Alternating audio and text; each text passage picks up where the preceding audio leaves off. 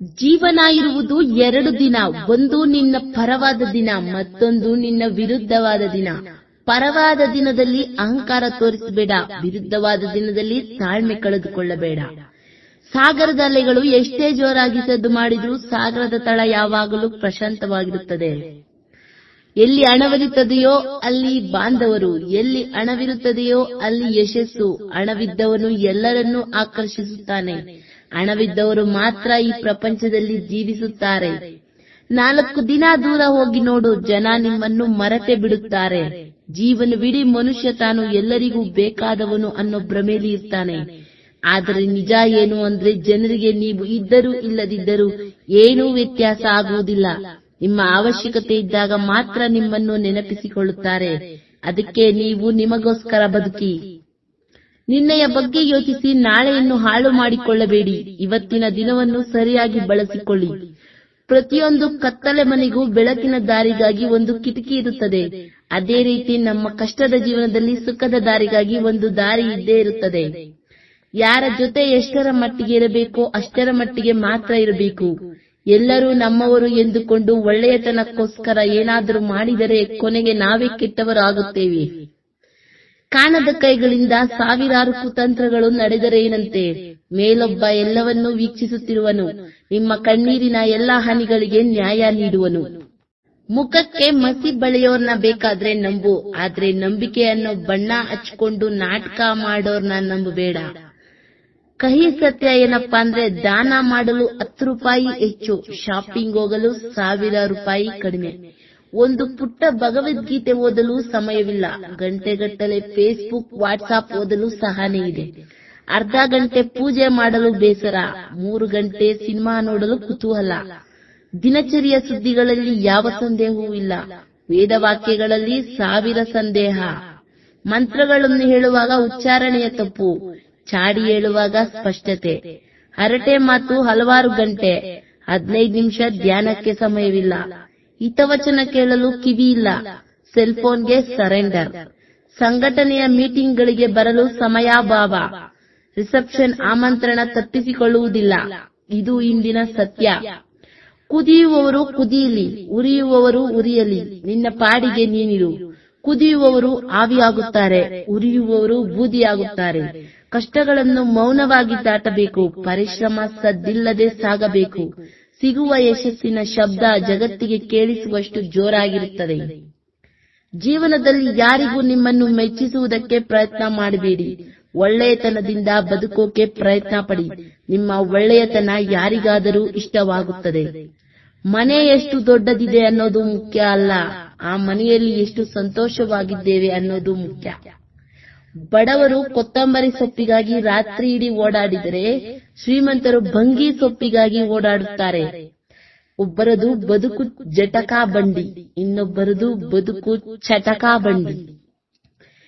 ಮೊಸಳೆಗೆ ನಾಲಿಗೆ ಇಲ್ಲ, ಆಮೆಗೆ ಕೂದಲಿಲ್ಲ, ಹಾವಿಗೆ ಕಿವಿ ಇಲ್ಲ, ಏಡಿಗೆ ತಲೆ ಇಲ್ಲ, ಮೀನಿಗೆ ಜೀರ್ಣಶಕ್ತಿ ಇಲ್ಲ, ಆರಿಗೆ ನೆನಪಿನ ಶಕ್ತಿ ಇಲ್ಲ, ನಾಯಿಗೆ ಭಾಷೆ ಇಲ್ಲ, ಬೆಕ್ಕಿಗೆ ಭಾವನೆ ಇಲ್ಲ.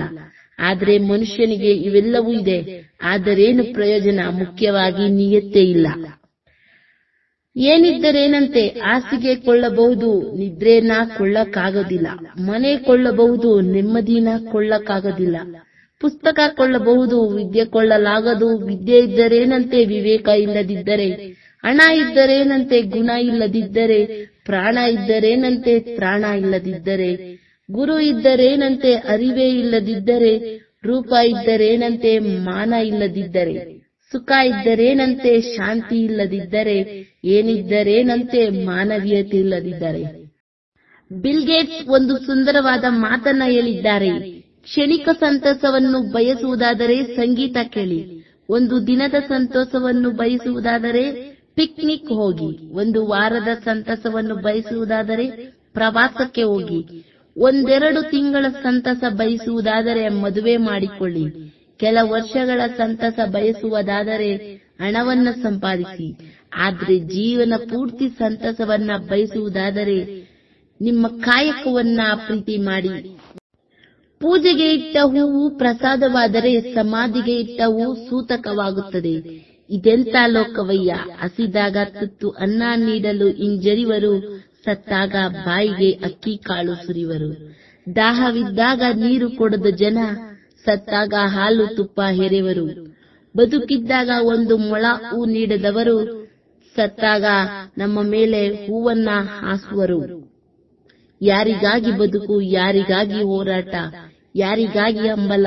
ಅಯ್ಯೋ ಹುಚ್ಚು ಮನವೇ, ಯಾರೂ ನಿನ್ನವರಲ್ಲ, ಎಲ್ಲ ಅವರವರ ಸ್ವಾರ್ಥಕ್ಕೆ ನಿನ್ನನ್ನು ಬಳಸಿಕೊಳ್ಳುವರು ಅಷ್ಟೇ. ಮನುಷ್ಯನ ಸ್ವಭಾವವೇ ಹಾಗೆ. ತಪ್ಪು ನಮ್ಮದಾದರೆ ವಕೀಲರಾಗುತ್ತಾರೆ, ತಪ್ಪು ಬೇರೆಯವರದಾದರೆ ನ್ಯಾಯಾಧೀಶರಾಗುತ್ತಾರೆ. ನೇರವಾಗಿ ಮಾತನಾಡುವವರಿಗೆ ನೋವು ಜಾಸ್ತಿ, ಬಣ್ಣ ಬಣ್ಣದ ಮಾತನಾಡುವವರಿಗೆ ಬೆಲೆ ಜಾಸ್ತಿ. ಒಡೆಯುವವನ ಕೈ ತಡೆಯಬಹುದು, ಆದರೆ ಆಡಿಕೊಳ್ಳುವವನ ನಾಲಿಗೆಯನ್ನು ತಡೆಯಲಾಗದು. ನಿನ್ನ ಹೊಗಳುತ್ತಾರೆಂದು ಸಂತೋಷಗೊಳ್ಳಬೇಡ, ನಿನ್ನ ತುಳಿಯುವ ಕೆಲಸ ಒಳಗೊಳಗೆ ನಡೆಯುತ್ತಿರುತ್ತದೆ. ಈ ಸೃಷ್ಟಿಯಲ್ಲಿ ಕರುಳಿನ ಸಂಬಂಧ ಬಿಟ್ಟರೆ ಎಲ್ಲಾ ಸಂಬಂಧಗಳು ವ್ಯಾಪಾರ ಸಂಬಂಧಗಳೇ. ಜೀವನದಲ್ಲಿ ಭಗವಂತನ ಹತ್ತಿರ ಏನಾದರೂ ಬೇಡಿಕೊಳ್ಳಬೇಕೆಂದರೆ ತಂದೆ ತಾಯಿಗೆ ದೀರ್ಘಾಯುಷ್ಯ ಬೇಡಿಕೊಳ್ಳಿ. ಯಾಕೆಂದರೆ ನಿಮ್ಮನ್ನ ಅವರಷ್ಟು ಪ್ರೀತಿ ಮಾಡುವವರು ಈ ಪ್ರಪಂಚದಲ್ಲಿ ಯಾರೂ ಇಲ್ಲ. ಮನುಷ್ಯ ದೇವರಿಂದ ಪಡೆಯುವಾಗ ಲಕ್ಷ ಕೋಟಿಯನ್ನು ನಿರೀಕ್ಷಿಸುತ್ತಾನೆ. ಅದೇ ಮನುಷ್ಯ ದೇವರಿಗಾಗಿ ನೀಡುವಾಗ ಜೇಬಿನಲ್ಲಿ ನಾಣ್ಯವನ್ನ ಹುಡುಕುತ್ತಾನೆ.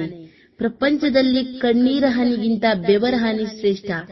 ಕಣ್ಣೀರು ಬರುವ ಹಾಗೆ ನಟಿಸಬಹುದು, ಬೆವರ ಹನಿ ಬರುವ ಹಾಗೆ ನಟಿಸಲಾಗುವುದಿಲ್ಲ. ಎಂತಹ ಸೋಜಿಗಲ್ಲವೇ! ಜಪಮಾಲೆಯ 108 ಮಣಿಗಳನ್ನು ಜಪಿಸುವಾಗ ಮನಸ್ಸು ಅಲ್ಲಿ ಇಲ್ಲಿ ಎಲ್ಲೆಲ್ಲೋ ಅಲೆದಾಡುತ್ತದೆ.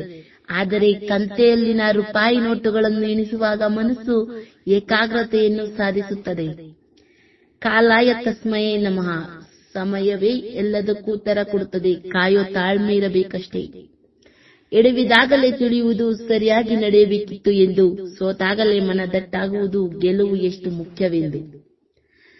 ಜೀವಂತ ಗೊಂಬೆಗಳನ್ನು ತನ್ನ ತಾಳಕ್ಕೆ ತಕ್ಕಂತೆ ಕುಣಿಸುವ ಏಕೈಕ ನಿರ್ಜೀವ ವಸ್ತು ಎಂದರೆ ಅದು ಹಣ ಮಾತ್ರ. ಊರ ಬಾವಿಗೆ ಬಿದ್ದರೂ ಊರಿನವರ ಬಾಯಿಗೆ ಬೀಳಬಾರದು.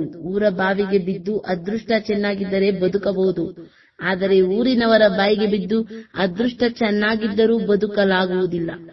ಬದುಕಿನಲ್ಲಿ ಯಾರು ಎಷ್ಟೇ ಹುಳಿ ಹಿಂಡಿದರೂ ಒಡೆದ ಹಾಲಿನಿಂದ ಮೊಸರು, ಮಜ್ಜಿಗೆ, ಬೆಣ್ಣೆ, ತುಪ್ಪ ಮಾಡಿಕೊಳ್ಳುವ ಜಾಣತನ ನಮಗಿರಬೇಕಷ್ಟೇ.